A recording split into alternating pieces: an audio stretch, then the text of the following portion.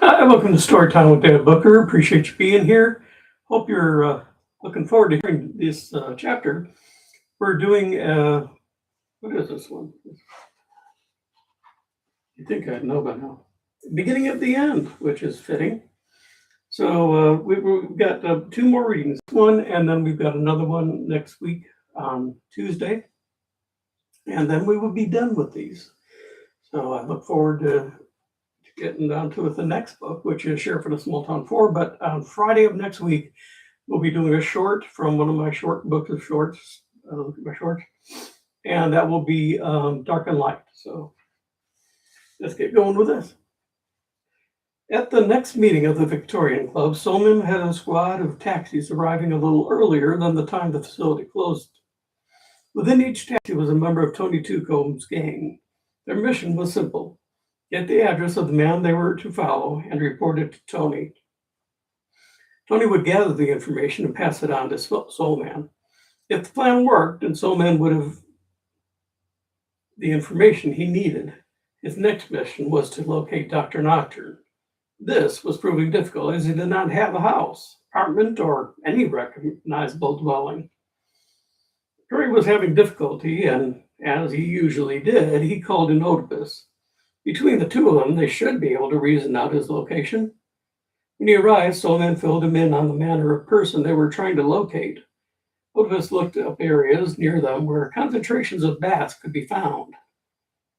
Unfortunately, there were plenty, and he discovered bats were located in trees, buildings, parks, basically anywhere. Hell, we're looking at the whole damn state here. Soleman was getting frustrated. Oh, wait a minute. He showed up fairly regularly at the Nightingale mission. At least he used to before she called off the jobs. That tells us he's got to be close. Let's bring out the local map, please. Let's wheeled over a large corkboard on which was a map of the local area, just a little beyond. Both of them went over the various parks, camping areas, rundown hotels, anywhere a person could live without having an address. Tamil Nadu Caves. The name sparks a memory. Something to do with them revering bats. It's a name from India, and if I remember right, they felt bats were guardians of wealth. He grinned at Flats. Oh, let's play a call on the good doctor. It's still early in the day, and we have time. I told him Soleman had finished speaking. Flats was already revving up the treadnought. Soleman got in and considered how to deal with Nocturne. Tony was content to leave the world of crime. Would the doctor be just as willing? The remembrance of how angry Dr. Nocturne had been when he told the jobs were over made him think he wouldn't. What could he offer this man that would enable him to continue his researches without needing criminal activity? Well, Perry had no idea how much a researcher in bats required. Well, a single visit should tell all that was required to answer a multitude of questions. The treadnought stopped near the entrance of the cave. Ignoring the no trespassing signs, they walked in. The lowering sun cast a shaft of light into the cave's entrance for at least 20 yards. Soleman and Flats walked in confidently. Flats was a little upset that they were forced to tread in an acrid pool of liquid, but since Soleman was so intent on the end of the trail, he hurried after without the ability to wipe the sun from his shoes. As the sunlight faded, the cave entrance darkened, and their ability to see became almost nil. The sounds around them, they knew that they had reached the cavernous area. Stay where you are. To your right are two chairs. Please seat yourselves and make no sudden movements. They sat after feeling around for where the chairs were. Once seated comfortably, the voice continued. The voice echoed so that the occupant's location could not be detected. You are Soleman and Flats. My cave is honored by your presence. Make no move to utilize the various devices you have secreted about your person. At the cave entrance, you step through a pool of dimethyl disulfide. This is an extracting for certain of my winged companions. One blow of my whistle, and you would be infected by several lethal diseases before you located and prevented me. Since you are, in a very legal sense, trespassing, I would escape unscathed by your eventual demise. But since I hold you and your talents in high esteem, I would regret the taking of your life. State your reasons for seeking me out and invading my privacy, and we'll see what your fate awaits you. Soleman relaxed his fingers, resting on his knees. If he could locate the doctor somehow amongst the echoes, he could fire off a heel and knock him out before he could blow the whistle. The smell from Flats' shoes and the slight amount on his own were making his throat sore and his breathing labored. He felt that it would be better to state his case quickly and succinctly than get themselves out of there. Well, I came here because I know you're working with Tony Twocombs. I know the uses you have put your winged companions to in the attacks. They would flush out the victims and bring you papers of importance. Soleman began to cough and placed his handkerchief over his mouth and nose. I offer you one chance to redeem yourselves. Work with me to end the machinations of the Victorian Club. Use your friends to flush out the leader of the club so that the work of retribution can be accomplished on the one who deserves it. Cease to commit any further inroads into crime, and I will let the past remain the past. Refuse this offer, and when we next meet, you will be my prisoner and will face the full penalty for your crimes. Dr. Nocturn laughed heartily. Soleman, I will allow you to leave unmolested, but remember that I only give this warning once. The next time we meet will spell your doom. I hold no animosity towards you, but I cannot allow you to interfere with my future plans. Go now. Soleman fell next to him. Flats lay slumped in the chair, unconscious from the effects of the chemicals. Soleman knew if he remained longer, he too would be insensible. There would be another days to deal with this. Soleman lifted Flats onto his shoulder and carried him out. Once free of the stupefying effects, he breathed easier. His throat burned, and he would carry the effects of the fumes for a while, as would Flats, but careful treatment, and they would soon recover. At home, Perry and Oedipus slowly healed, and they spent time in the fresh air in the garden, where the scent of flowers encouraged deep breathing. The next dance was fast approaching, and Perry waited to have everyone free to deal with Mr. Manfred. As to Mrs. Manfred, he wasn't sure what to do. Was she acting of her own accord, or was she also under the influence of his brainwashing? Now, there was a meeting for the ladies that evening. Persephone came into the garden, putting on her gloves. She was unsure if she should ask Perry to drive them. When he saw her, he rose and made the offer himself. Sharon was becoming disenchanted with the meetings. It was pleasant in the beginning when the ladies met and ate cakes and ices and talked about the dialogue was all about their husbands and homes. A few had begun to insinuate that they were starting to have other interests. These ladies were rebuked by the rest. A wife should have no one interest save for home and family. Anything else took her away from those. As they wound their way to the meeting, Perry asked Persephone to engage Marjorie in conversation. Use the key words and see if she reacts. I know she used them when she was testing you, but I need to know if she would react if used on her. I believe he must be controlling her. Persephone wasn't so sure. She may be a tool for him, but I really think she's acting on her own. She has power in a sense. She controls the women of the club, and as such, controls the progress of the men. She seems as she's the type of woman who wants to be important. I'll try it, but it may lead us to being kicked out. Perry drove to the Victorian and then parked to wait. He decided to try an experiment. Would he and Oedipus be allowed inside simply to check the latest papers and stock market reports? That was worth a try, and they could keep an eye on Persephone and Sharon. He knocked, and to his surprise, they welcomed him inside. The warm welcome put him on edge, though. He didn't show it. He headed for the library and sought out the financial news while Oedipus examined the Wall Street Journal. Seated with pen and paper, they made notations while keeping an eye on the door leading to the ladies' room.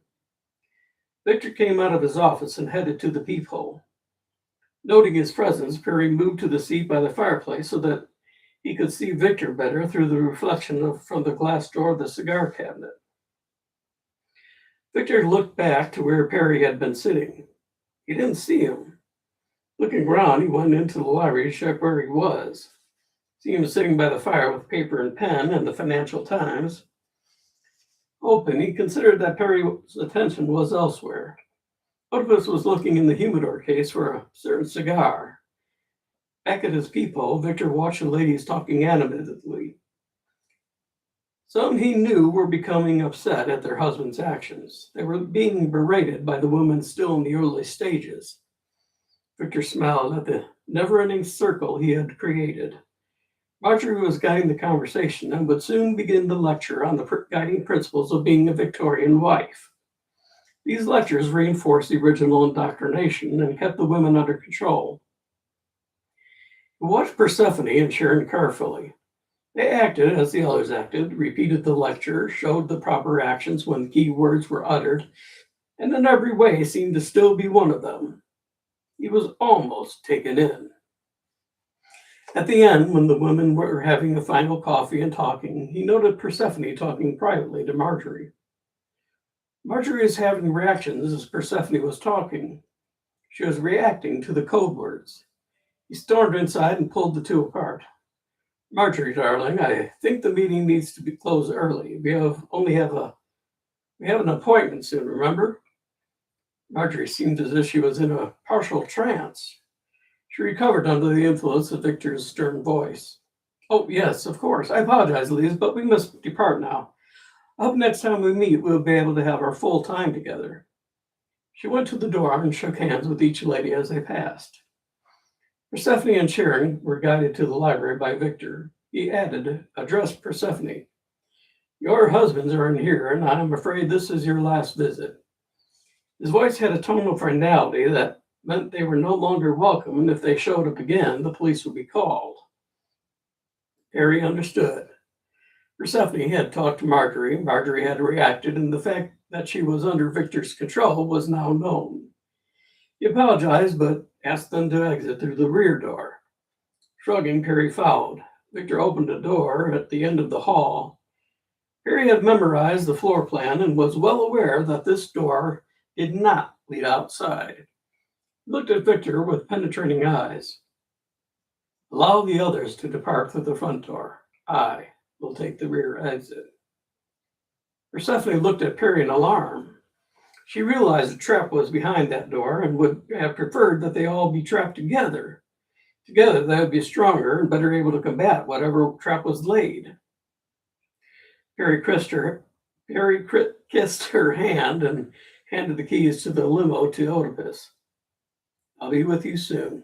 Would you get the limo warmed up? Oedipus took the keys and they were led to the front door. Victor looked at them sternly. Your friend may be a while, so you should leave. I'll call him a taxi if he gets lost. Oedipus shook Victor's hand and escorted the ladies to the car. Victor watched as they reversed and then exited out of the area. He returned to find Perry waiting patiently by the door, smoking a thin cigar. Frederick is waiting for my call. He will be informed that the three are not to be molested. They are safe. You, however, have been more trouble than I can accept. He pulled an 1850 Navy Colt pistol from his belt and waved Perry to the door. Perry opened it and walked into semi-darkness. When the door closed and the blackness was complete, Perry felt along the walls and noted that the room was small. He had 20 heels that were thin but incredibly strong secreted in his coat. They acted as a bulletproof shield, and had Victor fired the Colt, it may have stung but would not have wounded Perry. Ripping the lining, he swiftly put them against the wall, stacking them so that should the ceiling fall, he would be safe within. Taking a shoelace, he tied it around the doorknob and allowed the ends to dangle to floor level. This was in hopes that should the ceiling fall, he could still possibly open up the door. In his office, Victor looked over a row of buttons that were hidden within the pen and ink stand. Pushing the first would bring the ceiling slowly down. He knew from the sudden rattling of the door that his victim realized the peril they were in. The mechanism was set to reach the 3/4 away and then would drop swiftly. It was based on a gravity trap used to catch and crush vermin from the Victorian period. The rattling was replaced by a pounding and the sound of kicking. Victor grinned and lit a cigar. He had set this trap up years ago and had never had the opportunity to try it. Well, that wasn't exactly true. The first trial was made on the man who built it. In the darkened room, Perry was busy combining several chemicals gathered from the inside of his belt buckle and combined them inside a vial he had secreted behind his coat lapel. From the other lapel, he found the dark cork cap with a needle. His plan was to inject the walls with the strong acid where the bricks were. If he could weaken a square of 8 bricks, he would be able to push out a hole to escape. He was performing these actions while half sitting and half laying on the ground and kicking on the door. The powders were mixed. He felt for his pockets for the vial of water. Checking all his pockets, he moved on to the hidden compartments of his outfit. When he came up empty, it was the first time he felt the beginnings of concern. Without water, he was trapped and would eventually suffocate. Forcing himself to calm down, he measured the distance from floor to the lowering ceiling. The ceiling was down to 6 feet 2 inches. He reasoned that at 4 feet the mechanism would release and the ceiling come plummeting. He had at most 10 minutes. The pounding took a frantic note as he tried to work up a suitable amount of saliva. When this failed, due to the cigar he had smoked earlier, he realized there was only one thing he could do. He unbuttoned his fly. In times of stress, he knew that releasing the bladder would either come easily or not at all. Though he was outwardly calm, inside he was majorly stressed. Couldn't get a drop out. He closed his eyes and meditated. In minutes, he had calmed enough that the flow began. He filled the vial and realized that now things had started. He couldn't stop. Well, he let it go, and to hell with the consequences and embarrassment. The flow seemed as if it would never end. He kept working, though, shaking the vial and inserting the cork and needle. Walking on knees to the opposite wall, he inserted the needle and squirted the bricks through the plaster. With quick thinking, he redirected his continuing stream onto the plaster, saturating it until it became soft. Reaching up, he felt the ceiling had approached the 4-foot mark. Laying as flat as possible on the urine-flooded floor, he waited. The heels didn't hold, and, well, at least the end would be swift. He felt the air pressure as the ceiling plummeted the remaining distance. Stopped above him but for how long? He didn't know how heavy the ceiling was, and so didn't know how much time he had. Thought of the many cups of coffee and tea he had consumed. Could the extra acid in his urine have enhanced the chemical reaction? He edged himself to the wall and kicked. The plaster was melting off, and the bare bricks were just beyond. He moved closer and kicked again. The sound of the metal heels straining told the time was at a premium.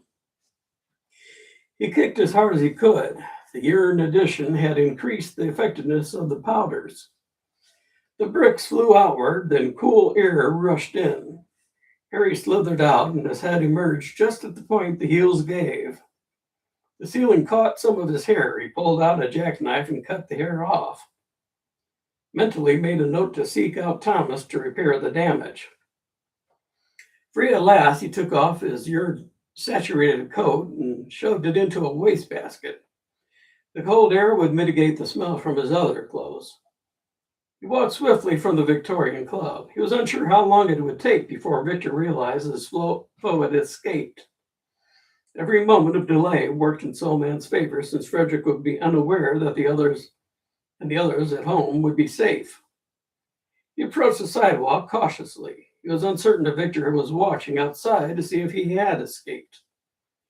He walked swiftly away and across the street. Turning left, he headed down, hoping for a taxi somewhere along the way.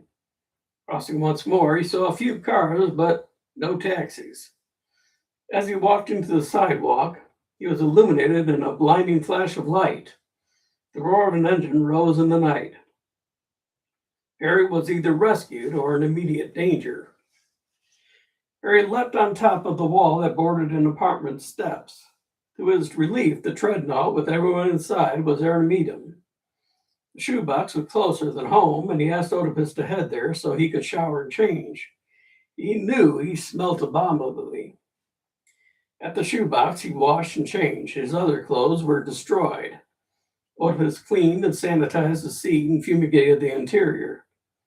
They drove home in the limo and were met by Frederick, who was outside waiting with a gun in his hand.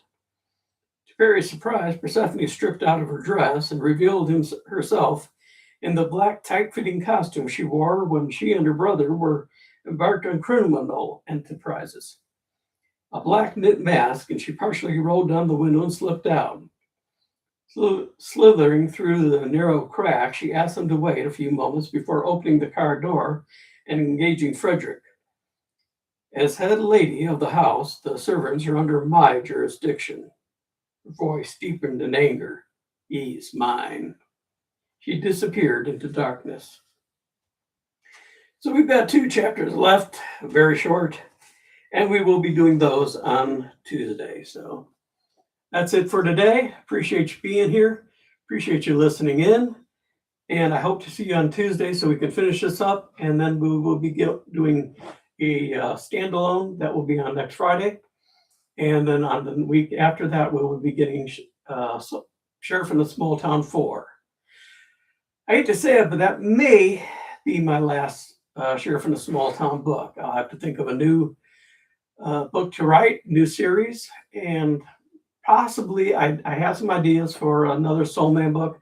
But we'll see where I go from here. So that's it for today. I appreciate you being here. Hope you enjoyed this book and hope you'll be here on Tuesday to hear the end of it. So that's it for today. Be good and be good to yourself. We'll see you on Tuesday. Bye.